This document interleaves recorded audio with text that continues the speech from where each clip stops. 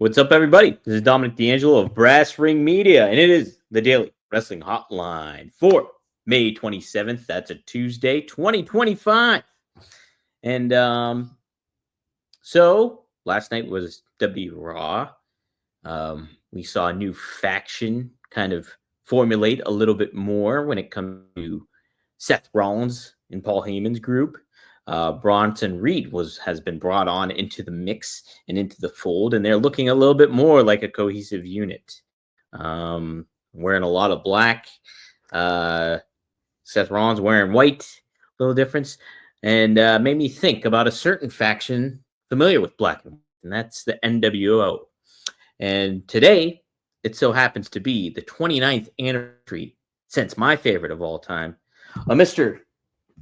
Scott Hall happened to make his debut, or I guess return to WCW, but under his name, Scott Hall, to shake up the wrestling world when it comes to blurring the lines and the ultimate form of blurring the lines for pro wrestling fans. Because, I mean, at the time, everybody knew him as Razor Ramon. Well, him just randomly showing up through the crowd in WCW Nitro to interrupt a throwaway match to cut a promo that started off with "You know who I am, but you don't know why I'm here," created a lot of intrigue for wrestling fans and introduced a lot of new wrestling fans. What became a very, very, very big boom period for the one true sport of pro wrestling. And so, I was trying to think of a cool topic to have today, and I thought we'll play around with this anniversary, Scott Hall, and what can modern pro wrestling learn from that moment, and can what Scott Hall did still be done today, where it's probably a lot more difficult to blur the lines. If you're thinking about, how people consume media, how wrestlers are way more accessible than they were back then. And same with news and trying to keep things secret. So I think what wrestling lacks to the level maybe that happened was to a certain extent, the mystery of stars is taken away. I couldn't, back in 1996, I couldn't go on X, I couldn't go on, Instagram and hope that Scott Hall sees that I tagged him in something, or that, hey, somehow he might catch wind of my opinion on something. Nowadays, there's an opportunity for that all the time. Now, a lot of wrestlers don't necessarily play into that, but I mean, it's human nature to kind of see what people are saying about you, and everybody's got an ego. Everybody's going to want to check things out, what gets said about them, and whether that's good or bad. And sometimes the bad people take away way more than they take away the good, and it can create a toxic environment online that is ultimately not reality. It's just not. Yeah, you're interacting with somebody. You might make a connection with someone, but the fact that it's on social media gives you control of what you put on through your phone. And so back in 1996, there was none of that. There might have been a Dave Meltzer reporting on through the paper newsletter that you receive of the Wrestling Observer that, hey, maybe Scott Hall's contract's expiring and certain aspects like that. But if you weren't really, really in tune, if you weren't getting those newsletters physically mailed to your doorstep, chances are you did not know anything about what was going on.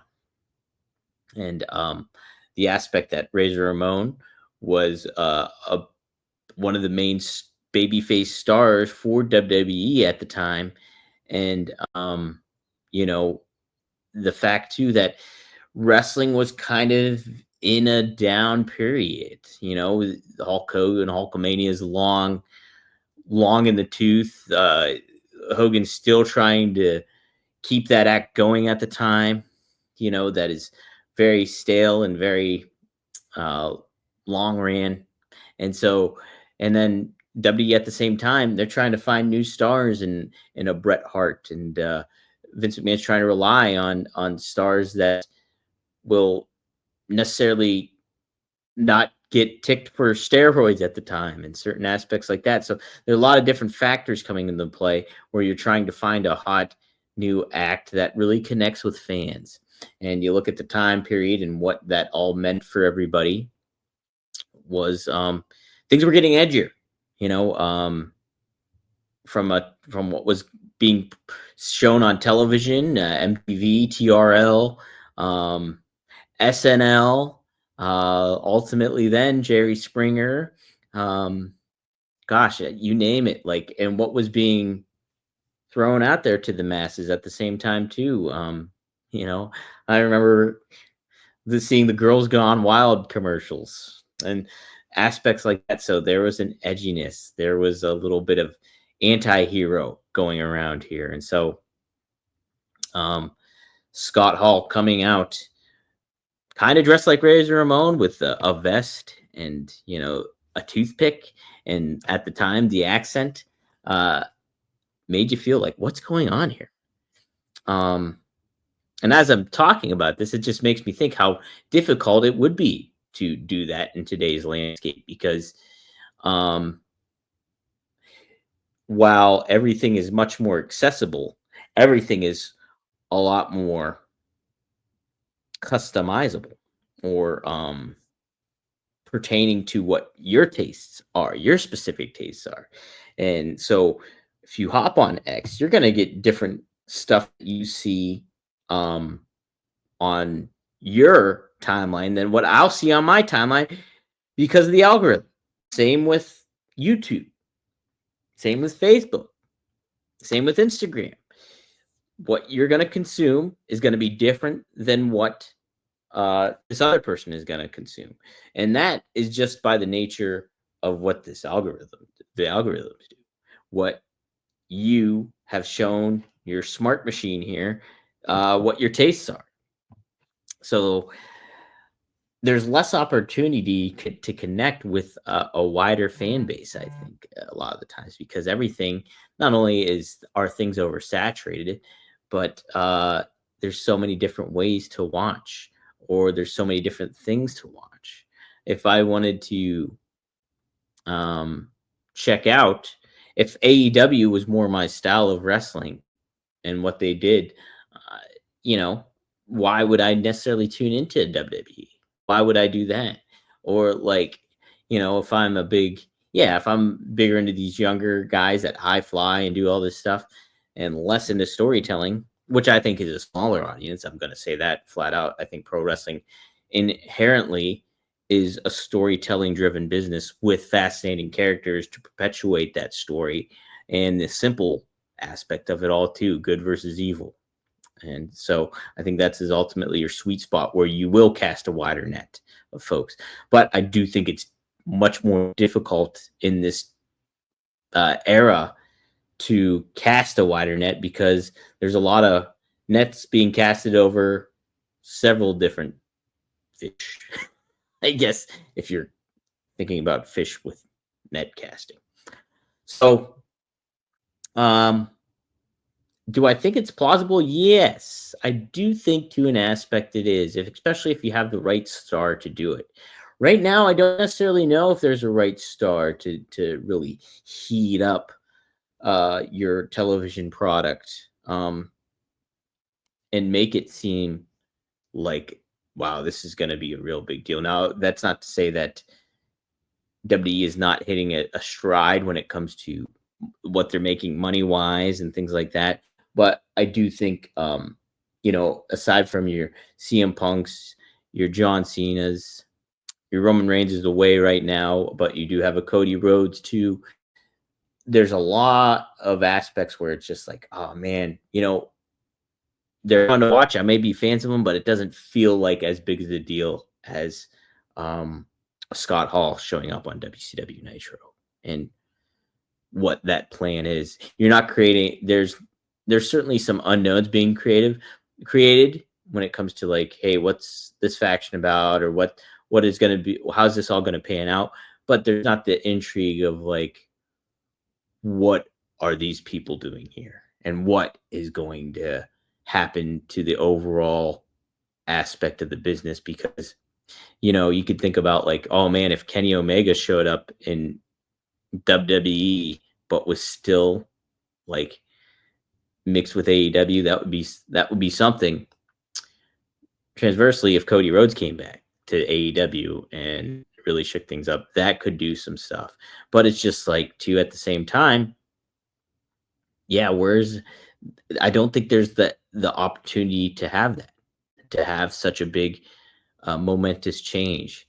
Maybe that'll come in some form, a different form or concept. I if you're not familiar, I befriended Terry Funk for a couple years, and strictly over the phone. I'd never met him in person, but I would talk to him over the phone.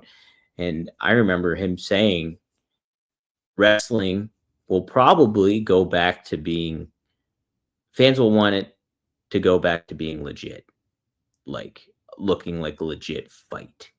And he thought that was what the next iteration of pro wrestling will become, because the curtain's been pulled back.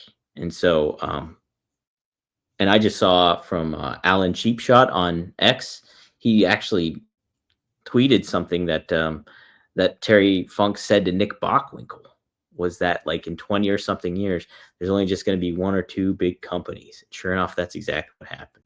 So Terry Funk was very, very smart at where the business was going and how he could stay in the mix, so to speak. And clearly he did, with how he reinvented himself with ECW and got in the mix of that, and still remained relevant so many years, after he was NWA champion and doing his own thing there. So really cool thing to think about. But man, one of my favorite moments of all time, Scott Hall showing up on WCW Nitro. And I wasn't even into wrestling at that point. This is after the fact. So I wasn't tuning in live watching Nitro when that happened. I was a Razor Ramon fan, but at that time too, I was not. I fell out of it. Fell out of wrestling around probably early '96. So like he was Razor Ramon at the time, and then I just fell out of it.